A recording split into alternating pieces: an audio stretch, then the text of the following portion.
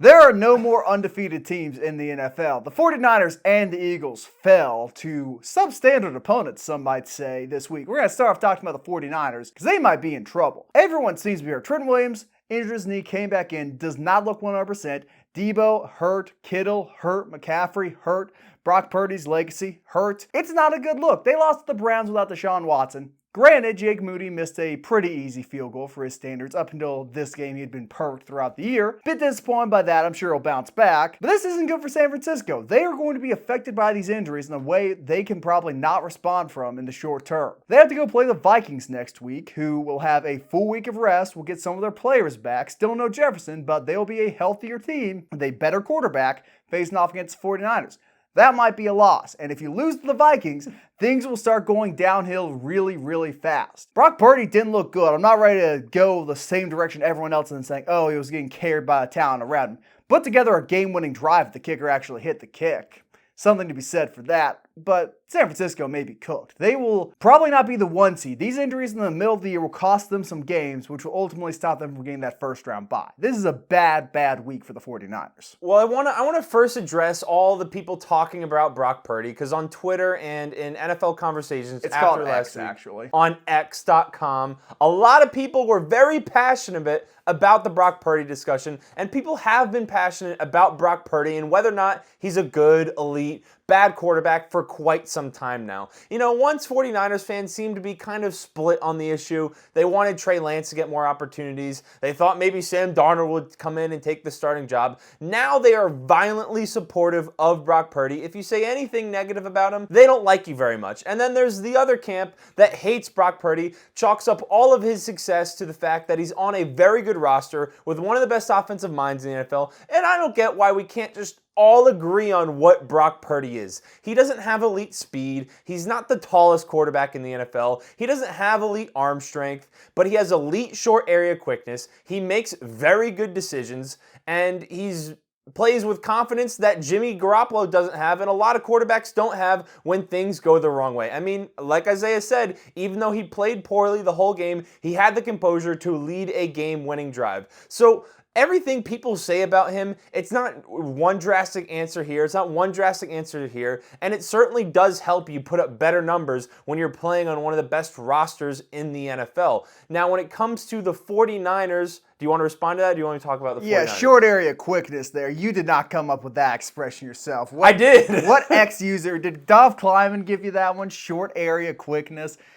I mean, I kind of think he's much closer to the higher end side of people's view of him. I'm more so in the 49ers fans camp than I am anyone else. I think he's a top 10 quarterback, or at the very least knocking on the door of being that. But you go ahead, talk about the 49ers. Well, when it comes to the 49ers, as much as I would love to bash on them because I have grown to hate their fan base, I don't think this means as much as Isaiah alluded to when it comes to the rest of their season on, oh, they might lose to the Vikings, who are one of the worst teams in the NFL. I don't think that is going to happen. I don't see that happening. I mean, you played a team, you lost Christian McCaffrey, who's probably the best player on your team during the game. You lost Debo Samuel, who's kind of the supplement to Christian McCaffrey during the game. He went out. And you're playing against a defense that is on pace to be the greatest defense in the last 53 years when it comes to yards allowed per game. It is hard on the offensive side of the ball to overcome some of those hurdles. And it's not like your defense was completely pathetic. They were playing PJ Walker, which,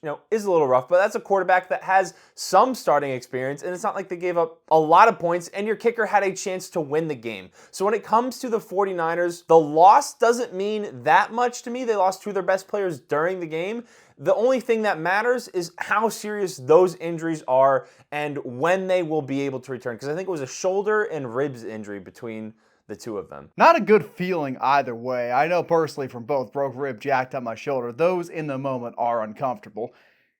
I mean, how can you say they're going to be fine short term? They're playing some decentish teams over the next 2 weeks. They never had an easy schedule to begin with. They were one of the highest seeds in the NFC last year, won their division. That makes their schedule harder. And I just don't see it, man. They got to go on the road these losses are going to mount up. If you think it matters having to go play in Philadelphia in the playoffs, if you think that's a non-issue, I urge you to go look what happened to the Braves this past series, who were humiliated in Philadelphia. What happens to pretty much every team which goes into a Philadelphia playoff atmosphere. They don't want to play in Philly, and because of these injuries, I think they are going to have to. If one of those guys misses time, if McCaffrey's gone for a few weeks, mainly if he's gone for a few weeks, but if Debo's gone for a few weeks, George Kittle's situation worsens, he's kind of fragile, they're in trouble. They will not be the 1 seed. They'll have to go play in the AFC Championship game in a hostile environment. And I think it may cost them the season. You could be right about that. I do think if they both miss extended periods of time, then you're down to Brandon Ayuk and you're down to George Kittle. And I'm not the biggest fan of their other receivers they have there. Ray and McLeod, all-time great name.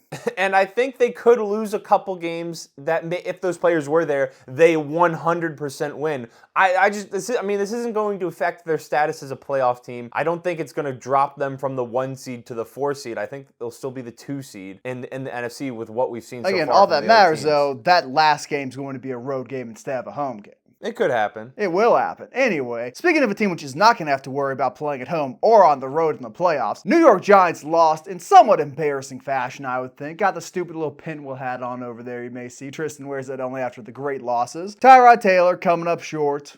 Brian Dable coming up short. Saquon Barkley not given the opportunity to come up short. And my takeaway is this. Tyrod Taylor played better than Daniel Jones would have. He is making about $35 million less annually. You have shackled your team with a horrible contract, at least through next season, which will make it hard to develop a young quarterback. Your O-line stinks. They've got maybe one good player who has had 1 season of elite production who is already having injury issues, and they are going to be looking to move off Daniel Jones in the very near future. This team has no future, no direction, lost to a team based in New York. It's hard out there for the Giants fans. I don't know you can feel good about this game. I know you were upset the Giants made you stay up for a late night butt kicking. I'm sorry about that. You look a little bit tired right now. Maybe not running on enough sleep, don't have enough caffeine in your system. How'd that make you feel? What are your thoughts? Well, what are the emotions running through your brain? I have a couple thoughts, and there's something that you just said that I kind of disagree with, and I feel like Tyrod Taylor kind of hopefully opened some of these people's eyes to. As you said, the Giants only have one good player on their team, and I kind of feel like the opposite. Hold on, when did I say that? You just said they only have one good player on their offense, and they have nothing else going for them. Yeah, that's not their team. I mean, they have one good player on their offense. Do you disagree with me on that? Yes, I do disagree with you on that. And that's what I was getting to. You said they only have one player on their offense.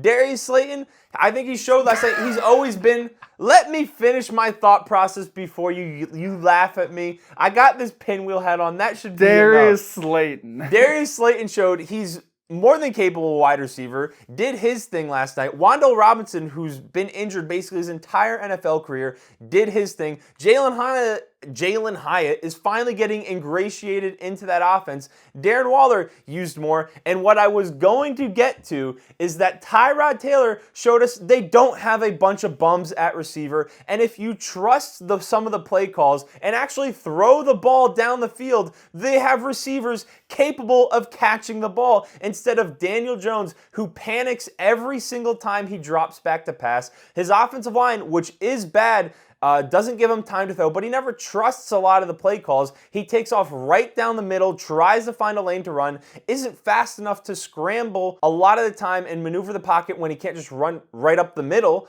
And that's what Tyrod Taylor is good at. He trusted a lot of the play calls. He pushed the ball down the field. He scrambled when he needed to, threw a dime to Jalen Hyatt that got called back that shouldn't have gotten called back. And, he had that mistake. Fine. Okay, but he also hasn't started in how many games? He made one mistake and outplayed Josh Allen? I mean, Tyrod Taylor played great, and I feel like the offense looked way better with him at the helm than it has looked with Daniel Jones. Now, as far as, does it make me feel good about anything? No, it doesn't make me feel good about anything. They paid Daniel Jones $40 million, and they suck. I mean, what else do you want me to say? Tyrod Taylor did not play great.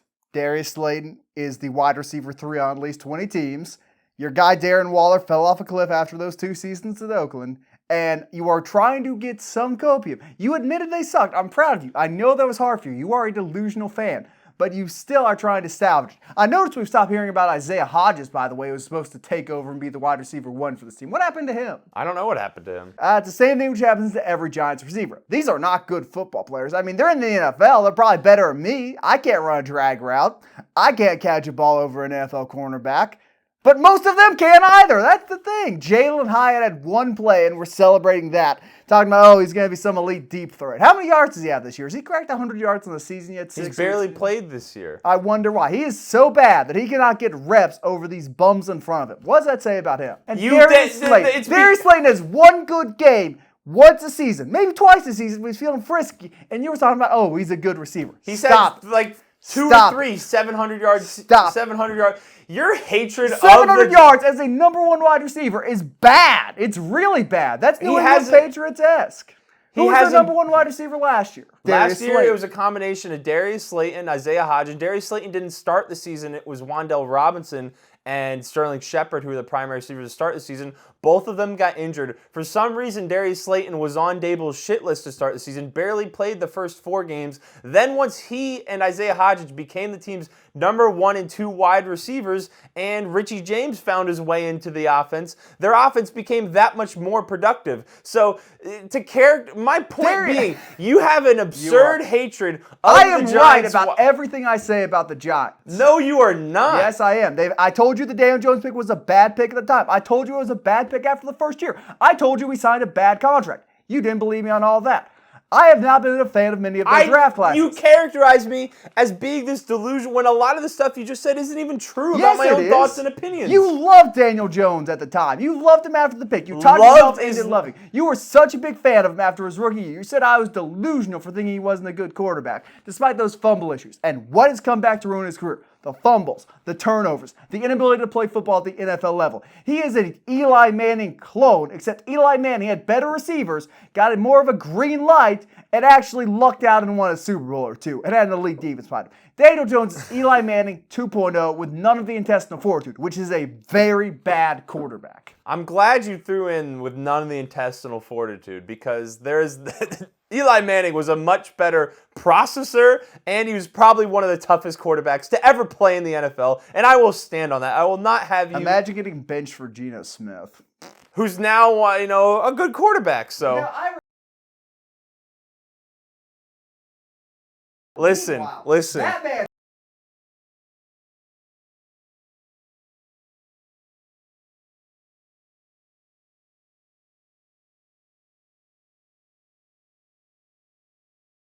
Knowing the Giants, they probably would have screwed that up too. Macadoo wouldn't. He knows ball, and you ran him out. There's a reason Macadoo isn't coaching anywhere right now. You have had in the past decade, you have screwed up, and your fan base hated him because he did not respect the legacy of a decrepit Eli Manning. All I need to say for anyone that knows anything about the NFL and knows ball is he just called Ben McAdoo a good head coach. No, I said he was a better head coach than anyone you've had. Than Brian Dable? Yes.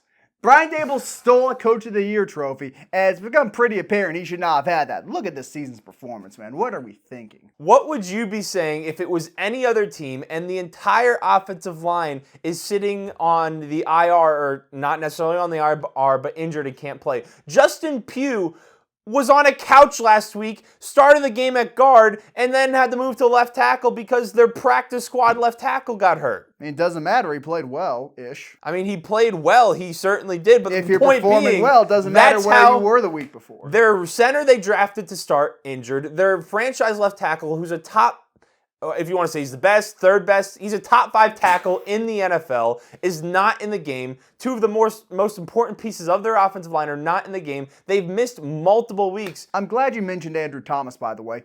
2 terrible seasons, 1 very good season. Did not look good to start the year. Let's be honest about that. Seeing it in rose-tinted glasses 3 weeks ago. Did not look special.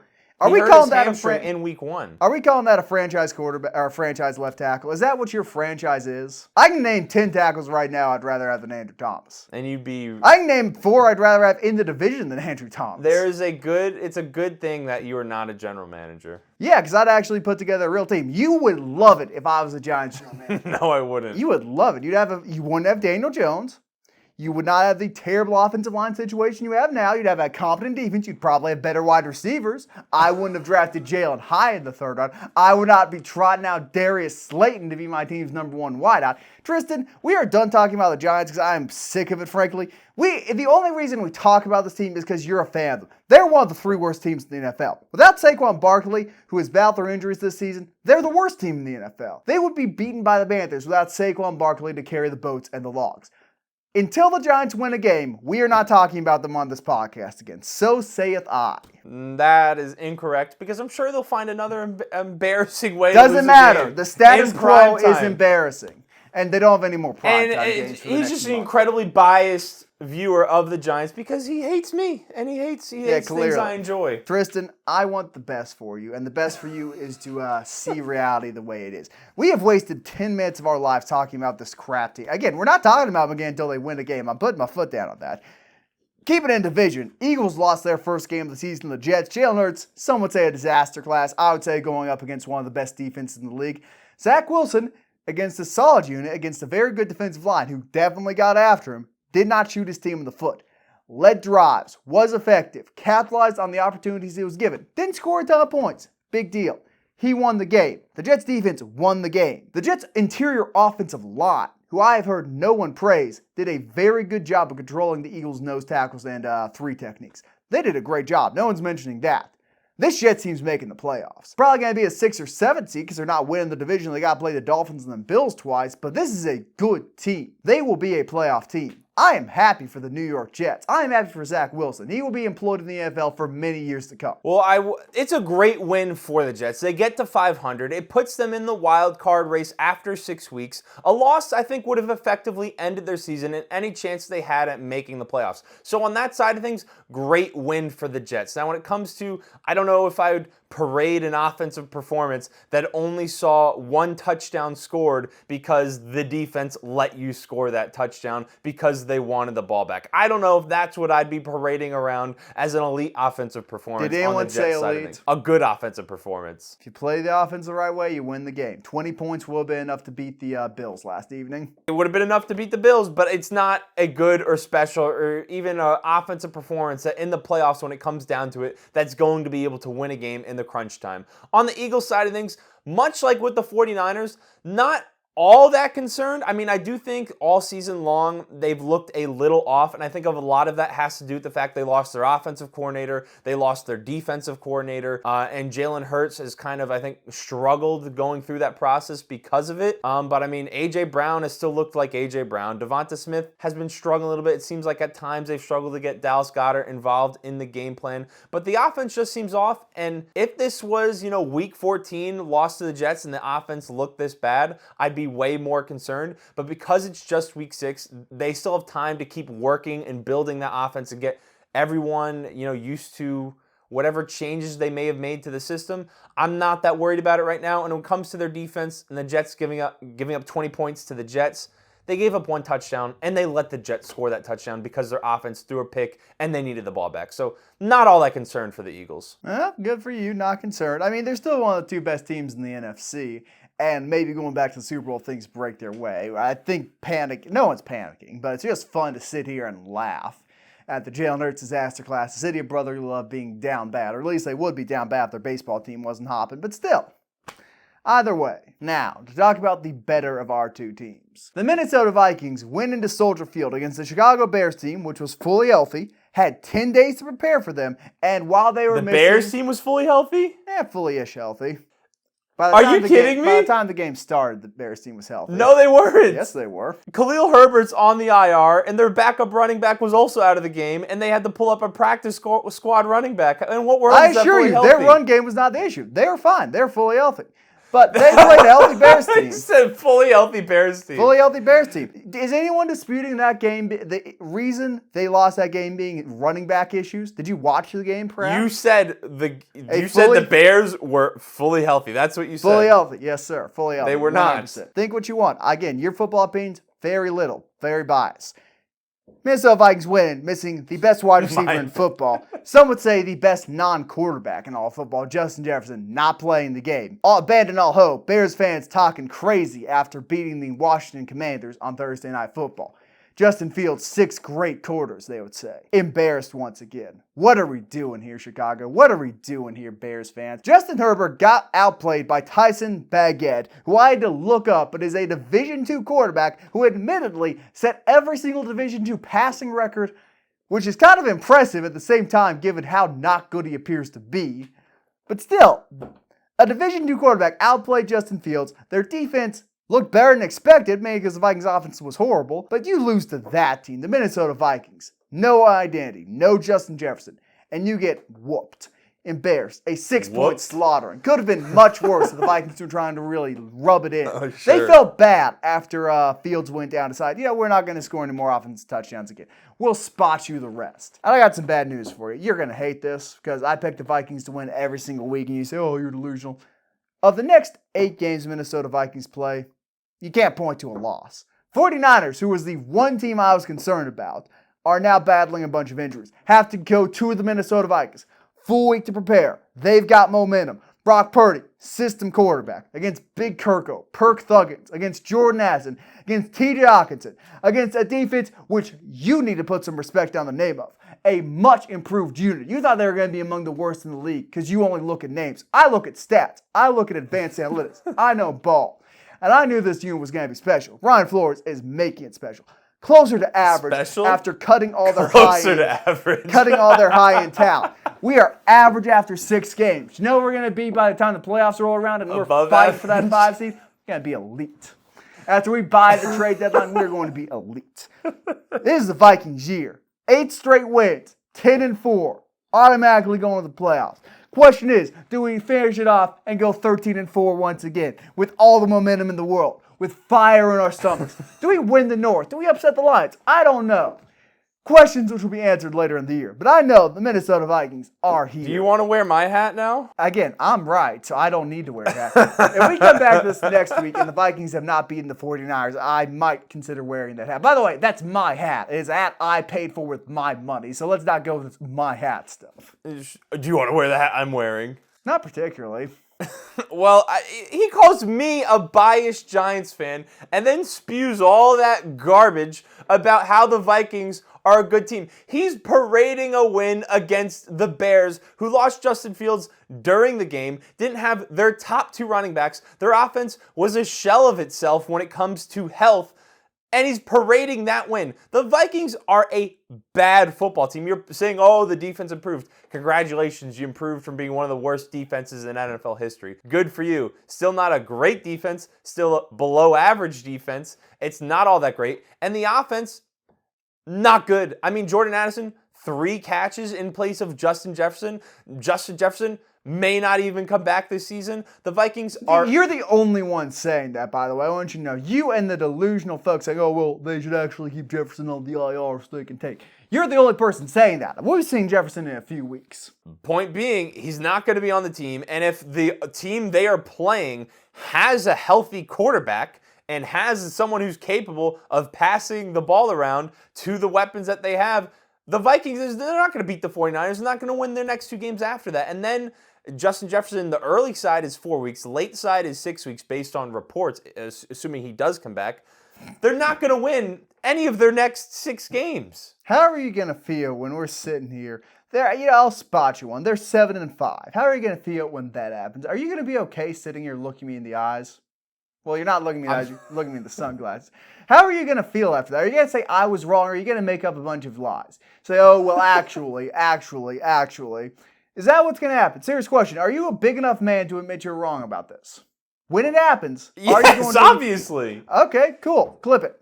You have made this out in our text messages and our other conversations. conversations. The worst case scenario for the Minnesota Vikings, 6 more weeks, they will be 6-6. That is the everything has gone wrong situation here. They will be 500 with a chance. In 6 weeks? In 6 weeks, they'll be 500. That is the absolute They'll be 2 worst and case 10. scenario. You are a fool. You do not know ball, and that's okay. 500 at the worst, 8-4 at the best. Playoffs, here we come. Super Bowl, here we come. Roll the outro. What about the Bengals? All right, put the outro on pause. So the Bengals won. Joe Burrow looked good last week, did not look as good this week. Someone say, hey, the Seahawks got a good secondary. I would say Joe Burrow's still not fully healthy. But the Bengals, weathering the storm of having their quarterback with a hamstring injury or a calf injury, a lower body injury, better than expected. They're 3-3, started 0-3 or 0-2. They're not done yet. They're still going to make the playoffs. They might win the division given how hurt the Ravens are and how the Browns are. Be a very Browns thing to do to blow that lead. But I still don't support the move. I don't think it's right to keep trotting Joe Burrow out there. He does not look like his former self. He does not look like a good quarterback. He has not played like a top 10 quarterback this year except for one game. Would you agree with that? No, but I mean, as far as... You wouldn't agree with that. A staggering 140-yard performance. Well, I meant to say yes, but... Okay. Take over then. Yes, but I will say he looked a lot healthier in this past game and the game before because he was running around and he wasn't a statue of the pocket getting slaughtered because his offensive line was just letting the defensive line through. I think the last 2 games have been a sign that they're still going to definitely contend for a playoff berth. I still would put the Ravens ahead of them in the AFC North at this point, but he looked a lot healthier. Their receivers still good. As a team, I don't think as a team on defense and in totality their offense with how rough the offensive line is, lack of a tight end this season seemingly, I don't think they're good enough to win a Super Bowl and make a push, assuming the rest of the AFC is healthy. But I do think the past 2 games are good signs for the rest of the season and potentially making the playoffs. But why did we put the Bengals on here? This is actually kind of a boring team. I think we both agree they're going to be maybe a playoff team and look better, but still. I'd say it's jabroni season in Cincinnati. That's at the end of the day. I'm more inclined to say, talking to you about piecing it together, hearing your opinion, they're not making the playoffs. Your glaring support of the Bengals has inclining me to say... It's not glaring support. They may, in fact, be cooked. Ladies and gentlemen, you have seen the... You take everything I say and add a little spice to it and then say I said something else. God forbid you say something irritating so I don't have to season it on my own. Can I roll the outro now? Sure.